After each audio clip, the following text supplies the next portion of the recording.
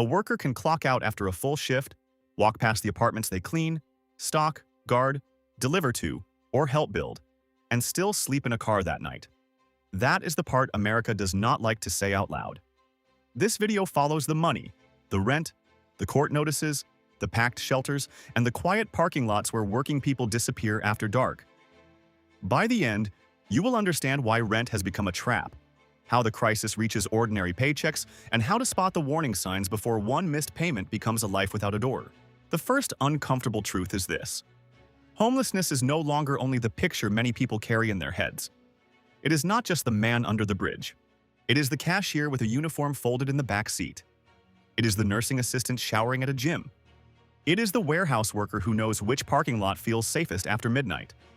It is the substitute teacher who tells students to dream big, then wonders where to park without being noticed. The crisis has moved closer to regular work than many people realize. The newest federal count found more than 745,000 people experiencing homelessness on a single night in January 2025. More than 266,000 were unsheltered, meaning they were outside, in vehicles, abandoned buildings, or places not meant for living. That number's shocking, but it is not the whole story. Official counts happen on one night. They can miss people sleeping in cars that move before sunrise, people hiding because they fear tickets, families doubled up on couches, and workers staying in cheap motels until the money runs out. So when people hear a title like this and say, wait, are millions literally counted in tents and cars? The honest answer is more complicated. The official count is lower. The wider crisis of workers pushed to the edge, hidden homelessness, motels, couch surfing, eviction risk, and car sleeping is much larger. The point is not to stretch the truth. The point is to stop shrinking it. America has built a housing system where a person can work, follow rules, avoid trouble, and still lose the math of rent. That is the controversy. For decades, people were told one simple story: get a job and you will be okay. But the rent crisis broke that promise. A job may keep food on the table. It may keep gas in the tank. But in many cities, it no longer guarantees a stable roof. Housing researchers have found that record numbers of renters are cost-burdened, meaning rent and utilities take 30% or more of income. Once housing eats that much, every other bill becomes a gamble. Food, medicine, childcare, car repairs, and debt all start fighting for scraps. The National Low-Income Housing Research World uses a brutal measure called the housing wage. It asks what a full-time worker must earn to afford a modest rental home without spending more than 30% of income on housing. In 2025, the national housing wage for a modest two-bedroom rental was $33.63 an hour. For a modest one-bedroom, it was $28.17. That does not sound like luxury. That is not a mansion. That is not a vacation home. That is the wage needed for a basic rental to fit the old rule of affordability. Now compare that with the federal minimum wage, still $7.25 an hour. A worker earning that wage cannot solve the gap with better budgeting. The gap is too wide. The math is not asking for discipline. It is asking for a second life. Even many workers above minimum wage are trapped.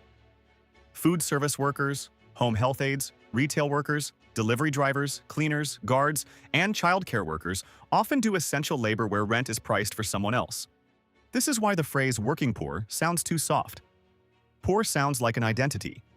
Working sounds temporary. Many people are not stuck because they refuse to work. They are stuck because rent rose into a different reality. The old advice says, move somewhere cheaper. But cheaper places are often cheaper for a reason. Wages may be lower. Public transit may be weaker. Jobs may be farther apart. A cheaper apartment can turn into a more expensive life when the car becomes mandatory. And where jobs are concentrated, rent often follows the paycheck before the worker can save it. A city grows, restaurants need staff, hospitals need aides, warehouses need loaders, and schools need assistants. But the homes near those jobs rise faster than the wages attached to them. That is the trap. The economy depends on workers it does not house. It wants the labor close, flexible, and available. But it prices the worker farther away, deeper into debt, or straight into a vehicle. Think about a worker making $15 an hour. Full-time before taxes, that is about $31,000 a year. After taxes, transportation, food, phone, insurance, and basic living costs, a rent of $1,200 or $1,500 can swallow the entire month. People say get roommates. Many already do. They split rooms, convert living rooms, sleep in kitchens, and rotate couches. But roommate living is fragile. One person loses a job, one lease ends, one landlord raises rent, and the whole arrangement can collapse. People say pick up extra hours. Many already do. But extra hours can mean childcare costs. It can mean a second commute. It can mean no sleep. And for hourly workers, schedules are often unstable, so rent is fixed while income moves like weather. People say stop buying coffee. But a coffee is not a rent increase. A phone bill is not a housing shortage. Small savings matter, but they do not explain why millions of renters are one emergency from falling behind. The more honest question is this: why did rent become the bill that decides whether a working person gets to remain visible? Because rent is not just a price, it is a gate. Miss it, and the rest of your life can be reorganized by someone else. Once a tenant falls behind, fees can stack up fast. Late fees, filing fees, attorney fees, utility balances, application fees for the next place, storage costs, motel costs, and moving costs can turn a small shortfall into a wall. Eviction court is another pressure point. National eviction tracking shows filings have moved close to pre-pandemic patterns in many monitored places, and in some Sunbelt markets they have run hotter than before. A filing alone can stain a renter's future even before a judge orders removal. That part is often missed. An eviction case does not have to end in lockout to damage a person. It can scare future landlords. It can push families into bad deals. It can force people to accept unsafe housing because the better apartments say no. The rent crisis is not one event. It is a chain. First, the rent rises, then the savings disappear, then the credit card fills, then the car repair is delayed, then the late fee arrives, then the court notice lands, then the couch becomes temporary, then the car becomes home. A car sounds better than the sidewalk until you understand what car living does. You have no bathroom. You ration water. You learn where cameras point. You wake up when police or security knock. You hide work clothes so they do not smell like the night. You cannot truly rest. Every sound can mean trouble. Every parking rule matters. Cold weather becomes a threat. Heat becomes a threat. A dead battery becomes a housing emergency. A flat tire becomes a bedroom you can no longer move. For families, the fear is different. A parent sleeping in a car with children may hide from authorities because they fear losing the children. That fear can keep them away from help. It can turn survival into secrecy. For older workers, the danger is sharper. A person in their 50s or 60s may lose housing after a rent hike, illness, or divorce, and find that re-entering the rental market is brutal. Fixed incomes and age discrimination make the climb back harder. For younger workers, the crisis starts before stability ever begins. They leave school with debt, enter jobs with unstable schedules, and face rents that assume two incomes or family help. Without a family safety net, the first lease can already be too expensive. This is why homelessness can rise even when the economy looks strong on paper. Low unemployment does not mean affordable housing. Job growth does not mean rent stability. A worker can be employed and still outbid for a room. The private rental market rewards scarcity. If there are more people looking than affordable units available, prices rise. Landlords do not need every tenant to afford the rent. They need enough applicants who can pay more. That creates a quiet sorting machine. Higher income renters take units lower income renters used to rent. Lower income renters move into worse units. The poorest find nothing left. At the bottom, the market does not gently adjust. It throws people out. The shortage is severe for the lowest income renters. Recent national research found a shortage of more than 7 million affordable and available homes for extremely low-income renter households. For every 100 such households, there were only 35 affordable and available homes. That explains why telling everyone to just find a cheaper place is often fantasy. The cheaper place may not exist, or it exists on paper but is already occupied, far from work, unsafe, unavailable to people with past filings, or priced up by fees. Application fees are another quiet barrier. A renter may pay to apply and still get denied. Repeat that 3 or 4 times, and money that could have gone to a deposit is gone. For someone living paycheck to paycheck, even the search costs can become a trap. Security deposits can be brutal too. First month, last month, Deposit, moving truck, utility setup, pet fee, parking fee, and background check can create a cash wall before the first night in the apartment. Many workers can handle monthly rent better than they can handle the entry fee. This is why a person can earn income and still be locked out. The system demands a pile of cash from people who are already paying more than they can afford. It asks the most cash from the people with the least cushion. Then comes the credit screen. A medical bill, old debt, missed student loan payment, or eviction filing can follow a renter like a shadow. The apartment may be available, the worker may have a job, but the algorithm says risky. The more automated the process becomes, the less human the story gets. A mother with steady income becomes a score. A worker recovering from a setback becomes a denial. A family with nowhere to go becomes a rejected application. The shelter system cannot absorb all of this. Shelters are often full. Some separate families. Some have curfews that clash with night shifts. Some require people to leave during the day. Some are too far from the job keeping a person alive, so people make harsh choices. A car may feel safer than a crowded shelter. A tent near work may feel more practical than a shelter across town.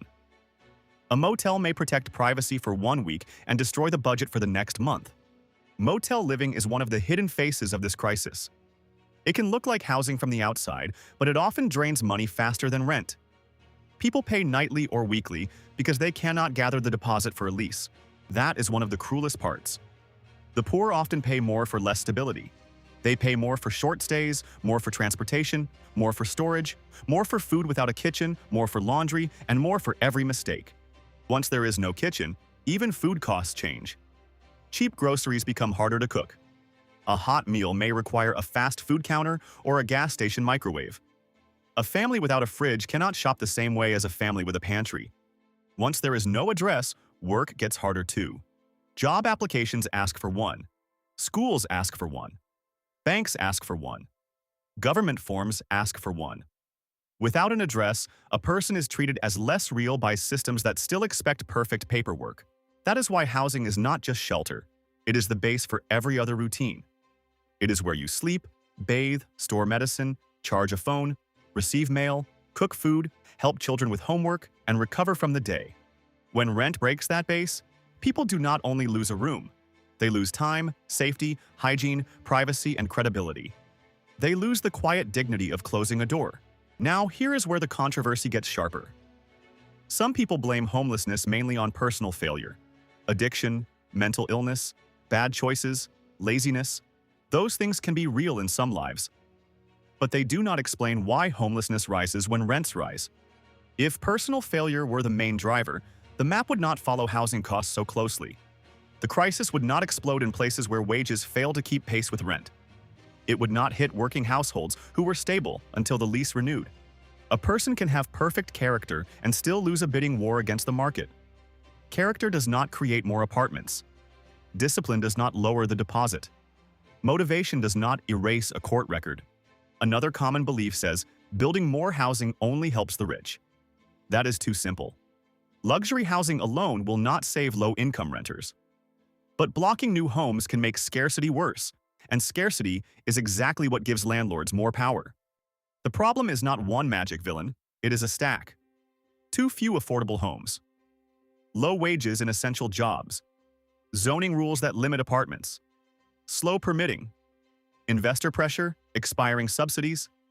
Court systems that move fast. And public help that reaches only a fraction of eligible renters. Rental assistance is often treated like a handout, but it can also be a prevention tool. Keeping a family housed can cost less than emergency shelter, hospital visits, foster care disruption, or repeated police contact around encampments, but assistance is limited. Many eligible renters never receive help. Waiting lists can be closed for years. Some people qualify on paper and still never get a voucher. Others get a voucher and cannot find a landlord who will accept it before time runs out. That is another hidden failure. A subsidy is not the same as a home. If landlords refuse it, if rents exceed limits, or if inspections drag on, the person holding the voucher can still end up with nowhere to live. Meanwhile, wages tell a separate story. Many jobs that society calls essential are priced as if the worker is optional. We clap for caregivers, depend on cleaners, thank delivery drivers, and then let the housing market push them out of the neighborhoods they serve. This is not only a big city problem. Rural areas have fewer shelters, fewer rental units, fewer transit options, and fewer service providers. A person can be homeless in a rural county and be almost invisible because there is no obvious downtown encampment. Small towns face another squeeze. When home prices rise, landlords may sell. When disasters hit, rentals disappear. When seasonal workers arrive, rents jump. When wages stay low, even a cheaper county can become unaffordable. In fast-growing Sunbelt metros, the story can be just as harsh. People moved for jobs and lower costs, but demand surged, rents rose, and local wages did not always catch up. The place sold as affordable started acting expensive. In coastal cities, the pressure has been building for decades. Limited land, strict rules, high incomes, and global demand turn housing into a competition. Low-wage workers then serve the city from farther away, until even the far edge becomes too costly. The rent crisis also punishes people who leave abusive homes. If the cheapest safe apartment is out of reach, a person may stay with danger longer. Housing cost becomes a wall between fear and freedom. It punishes people leaving prison too. They need stability to rebuild, but background checks block them. Without housing, work becomes harder. Without work, housing becomes harder. The loop tightens before the person can prove change. It punishes people with disabilities. Fixed benefits often do not match rent. Accessible units are limited. Medical costs eat income. A market that assumes full-time work can leave disabled renters priced out before the search begins. It punishes single parents. One income must do the work of two. Childcare can cost like a second rent. A school schedule may limit work hours. Moving for cheaper rent can mean losing the support network that makes work possible. It punishes seniors. Many older renters live on fixed incomes while property owners face higher insurance, taxes, and maintenance costs. Those costs can flow into rent. A retired worker cannot simply pick up 2 night shifts forever. The crisis also changes childhood. Children without stable housing may switch schools, miss sleep, hide stress, lose belongings, and carry shame that was never theirs. A rent hike can become a learning problem, a health problem, and a family trauma. Teachers see it, nurses see it, librarians see it, employers see it when workers arrive exhausted, but the public often sees only the tent and not the chain of bills behind it. That is why blaming the visible person is easy. The tent is visible, the rent ledger is not, the court notice is not, the denied application is not. The week of sleeping upright before a shift is not. Some cities respond with sweeps. They clear tents, tow vehicles, and ban camping. Sometimes officials say they are protecting public spaces. Residents may complain about trash, safety, and blocked sidewalks. Those concerns can be real. But clearing a tent does not create an apartment. Towing a car can destroy the last shelter a worker has.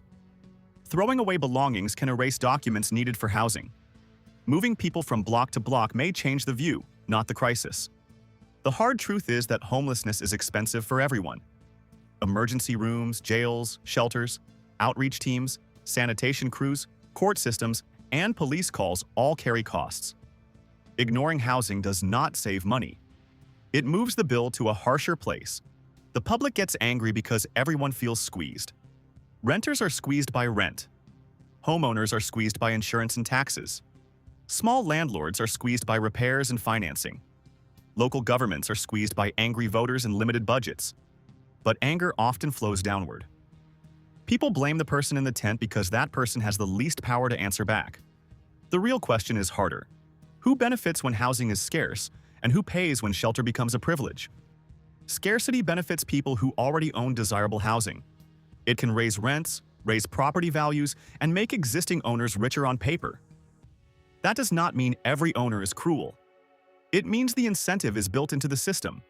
For renters, scarcity means competition. You are not only applying for an apartment, you are competing against someone with better credit, higher income, no children, no pets, no record, and enough cash to move immediately. For workers with unstable schedules, the competition is brutal. A landlord wants predictable income. A worker may have income that changes by week. Even when the yearly total is enough, the paperwork may not look safe. Gig workers face this often. They may earn, but proving it can be messy. app statements, tax forms, fluctuating deposits, and delayed payments do not fit the neat box landlords prefer. The market calls them flexible, then punishes them for being flexible. People with pets face another barrier. For some, a pet is family, safety, or emotional support. But pet rent, deposits, and restrictions can shrink the search. Surrendering a pet may be the price of housing, and many refuse because love is not disposable. Immigrants can face language barriers, documentation barriers, and fear of asking for help. Mixed-status families may avoid services even when children qualify. A housing crisis becomes sharper when people are afraid to be seen. Veterans show another lesson. When targeted funding and coordinated programs are sustained, reductions are possible. That matters because it proves homelessness is not a law of nature. Policy choices can move the numbers. The broader crisis got worse after pandemic protections faded. Emergency rental assistance, eviction pauses, expanded supports, and temporary relief held many households together. When those supports ended, rent did not return to the old world. Many rents had already reset higher. Even when rent growth slows, renters still face the higher baseline. A rent that stops rising at a painful level is still painful. Flat is not the same as affordable. That is a key point people miss. Headlines may say rent's cooled. But cooling means the fire is not spreading as fast. It does not mean the house is rebuilt. If rent rose sharply and then stayed high, the paycheck still feels trapped. Inflation made the squeeze worse. Food, utilities, insurance, repairs, and transportation all climbed. A household that could barely manage rent before suddenly had no room left. Then one sick week or car repair could break the lease. Cars are especially cruel in this story. In many places, the same car needed to reach work becomes the bedroom when rent fails. If the car is repossessed, the person may lose both transportation and shelter at once. Transit could reduce that pressure, but many affordable areas have weak service. A cheaper apartment with no transit can require a car. A car requires insurance, gas, maintenance, and registration. The cheaper rent becomes less cheap. People also underestimate the cost of moving. Moving is not just boxes. It is taking time off work, renting a truck, paying deposits, transferring utilities, replacing furniture that does not fit, and risking a new commute. Poor renters cannot move every time rent jumps. Landlords also face real costs. Insurance, taxes, repairs, interest rates, and maintenance can rise. Small landlords may not be swimming in cash, but the tenant still faces the final bill, and a market with too few affordable homes gives tenants little power to negotiate. That is why this debate gets heated. Tenants feel exploited, landlords feel blamed, neighbors feel unsafe, cities feel overwhelmed. But beneath the noise sits one stubborn fact. There are not enough stable homes at prices ordinary low-wage workers can pay. A healthy housing system would have slack. It would have extra units, different price points, real competition, and quick paths back after a crisis. Instead, many communities have a cliff. Fall off once, and climbing back requires money you no longer have. The cliff is steep because homelessness creates new expenses. Need a shower before work? Pay for a gym or a truck stop? Need laundry? Pay more. Need to store belongings? Pay monthly. Need safe sleep? Pay for a motel. Each solution drains the next deposit. A person outside also loses documents. Birth certificates, social security cards, medical papers, work uniforms, tools, medication, and school records can vanish during moves, theft, weather, or sweeps. Replacing them takes time, fees, and transportation. That makes the return harder. Housing programs may require identification. Employers may require documents. Schools may require records. The system asks for paperwork from people living in conditions that destroy paperwork. There is also shame. Many working people hide homelessness from coworkers, bosses, schools, and even relatives. They brush teeth in public restrooms, keep clothes in bags, and pretend the commute is normal. Shame keeps the crisis quiet. That quiet is part of why the country underestimates the problem. We notice the loudest homelessness, not the hidden kind. We see tents downtown, but not the sleeping worker in a hospital parking garage. We see encampments, but not the family in a motel room off the highway.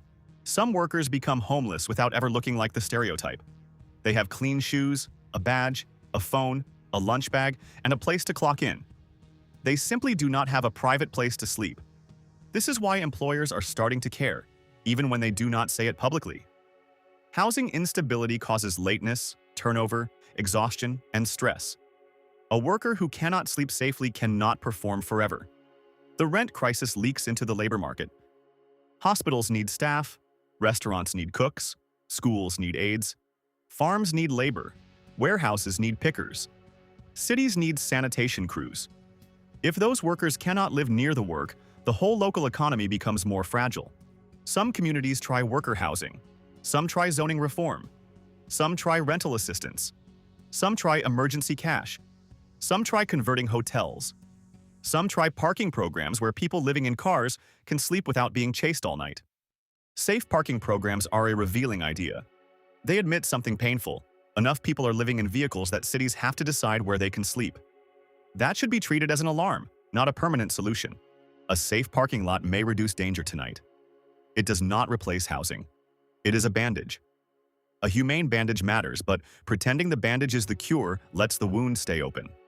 The same is true for shelters. A good shelter can save a life. But shelter is not the same as home. A bed for one night does not provide a lease, a kitchen, privacy, storage, or a stable school route. The best prevention often happens before homelessness. 1 month of rent help, legal aid, mediation, deposit assistance, or a repair grant can stop a fall. But prevention is politically less visible than crisis response. A tent removal makes news.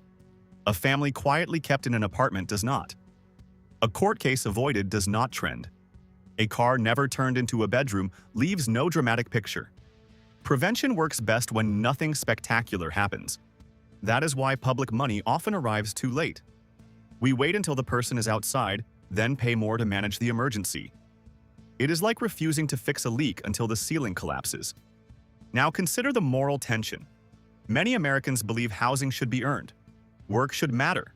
Responsibility should matter. But if the worker is already working, what exactly are we asking them to prove? If a person stocks groceries, cares for elders, cleans offices, serves food, drives deliveries, or watches children, their work supports other lives. A society that needs that labor but cannot house that worker is sending a dangerous message. The message is, you are useful but not secure. You are necessary but replaceable. You can serve the community but you may not be able to live in it. That message builds resentment. Renters resent landlords. Workers resent cities. Homeowners resent encampments. Taxpayers resent emergency spending. Everyone resents someone while the shortage keeps tightening. The solution will not be one thing. More housing is needed, especially affordable housing. Faster approvals can help. Zoning changes can help. Preserving older, lower-cost apartments can help. Vouchers can help. Emergency rental aid can help. Stronger tenant protections can help. Wages matter too. If essential jobs pay wages that cannot rent essential housing, the labor market is not healthy. A city cannot run on workers who are expected to commute from nowhere. Tenant screening needs reform as well. People should not be permanently locked out because of an old filing that never led to removal, a medical debt, or a short period of hardship. Risk matters, but permanent punishment creates homelessness. Eviction courts need balance. Legal help can change outcomes. Mediation can buy time. Rental assistance tied to court can prevent lockouts. The goal should be preventing unnecessary displacement, not processing people faster into the street. Local governments need honest numbers. Not just how many tents were removed, but how many people got housing. Not just how many shelter beds exist, but how many workers can actually use them. Not just how many units were built, but at what rent. The public also needs better language. Homeless does not mean workless. Unsheltered does not mean hopeless. Poor does not mean careless. A person in a car may be one paycheck, one rent hike, one illness, or one family conflict away from the life they had. That does not mean every case is identical. Some people need mental health care. Some need addiction treatment. Some need domestic violence support. Some need disability services. Some need job help. Some need a landlord willing to accept a voucher. But none of those needs cancel the housing need. Treatment is harder without housing. Recovery is harder without housing. Work is harder without housing. Parenting is harder without housing. Everything is harder without a door. The controversy is that America often treats housing as both a basic need and a profit machine. then act surprised when the poorest renters are crushed between those two ideas. A market can distribute apartments by price. It cannot guarantee human stability by itself. That is why affordable housing policy exists.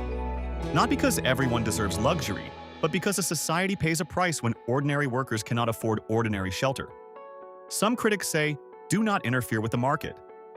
But the housing market is already shaped by policy. Zoning, tax breaks, mortgage rules, subsidies, parking mandates, building codes, interest rates, and local approvals all shape what gets built and who can afford it. So the real question is not whether policy should shape housing. It already does. The question is whether it will keep protecting scarcity or start protecting stability. A serious plan would build more homes where jobs exist. It would preserve affordable units before they disappear. It would fund rental assistance enough to reach more eligible families. It would keep people housed during short shocks. It would treat car sleeping as an emergency, not a lifestyle. It would also collect better data on working homelessness. We need to know how many employed people are in shelters, cars, motels, doubled-up rooms, and encampments. Without that, the public keeps arguing from stereotypes. Employers could help too. Not by turning companies into landlords for everyone, but by supporting living wages, predictable schedules, emergency grants, relocation help, and partnerships with local housing groups. A stable worker is not charity. It is business sense. Faith groups, nonprofits, and neighbors already fill gaps, but they cannot replace housing policy. Food pantries can feed people. Volunteers can hand out blankets. Churches can host temporary beds. Those acts matter, but they cannot manufacture millions of affordable rentals alone. The viewer can do more than feel shocked. Look at local rents compared with local wages. Ask candidates what they will build, preserve, and fund. Support legal aid. Support emergency rental help. Pay attention when affordable housing is proposed near you. Because here is the part people do not like. Many communities say they care about homelessness, then fight the housing that could prevent it. They oppose apartments, shelters, supportive housing, small homes, and parking programs, then complain that tents remain. No community can say no to every solution and yes to disappearance of the problem. Homelessness does not vanish because a meeting gets loud. It moves, hides, returns, or grows. There is also a personal lesson. If your rent is eating too much income, take it seriously early. Do not wait until the notice arrives. Track the gap. Talk to the landlord early if you fall behind. Search for local assistance before court. Protect documents. Know tenant rights in your area. For renters watching this, none of that is blame. It is survival advice in a system that can punish delay. The earlier you ask for help, the more options may exist. Once the case is filed, the clock can move fast. For people with stable housing, the lesson is humility. Many are closer to the edge than they admit. A layoff, medical bill, divorce, rent hike, disaster, or caregiving crisis can turn confidence into panic very quickly. The line between housed and unhoused is not always character. Sometimes it is savings, sometimes family support, sometimes timing, sometimes luck, sometimes a landlord who renews instead of raises, sometimes a car that does not break down. That is why cruelty is dangerous. When we mock people outside, we pretend the wall between us and them is thicker than it is. For many workers, that wall is one paycheck wide. Now picture the country at night. Office lights go out.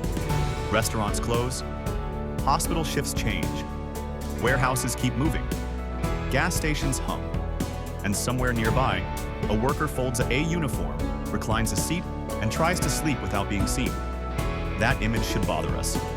Not because it is rare, because it is becoming understandable. People hear it and think, I can see how that happens. That recognition is the warning siren. The rent crisis is not only about compassion.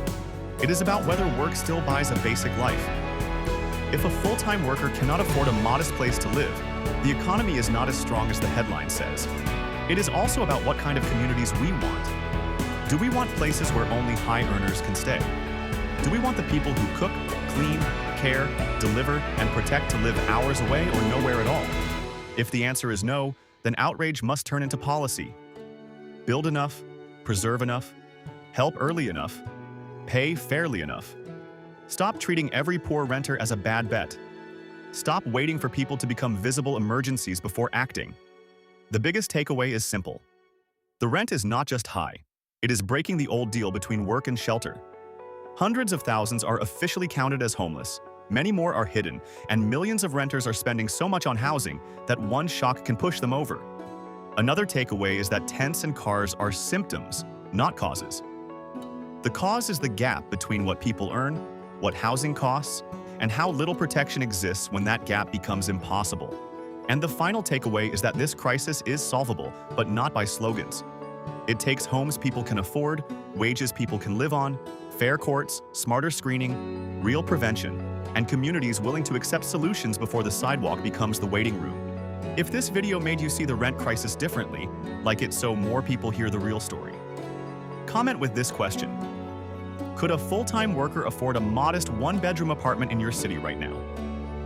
Share this with someone who still thinks homelessness is only about not working.